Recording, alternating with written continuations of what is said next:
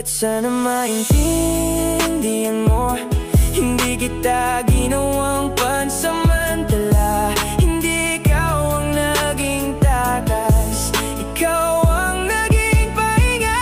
Hindi kita minahal para lang may makalimutan.